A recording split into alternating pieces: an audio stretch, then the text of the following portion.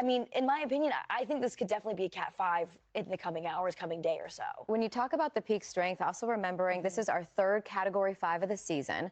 We had Aaron and we had Umberto, which I know you guys have talked about. But there's only been one other season in history that we've had more than 2 Cat 5s, and that was 2005, a season that featured Wilma, that featured Katrina. I mean, you're talking about a very serious, catastrophic sort of setup when you introduce land to this powerful hurricane. I'm very worried for Jamaica. Some of these communities could be cut off for days, if not weeks, because of the landslide potential.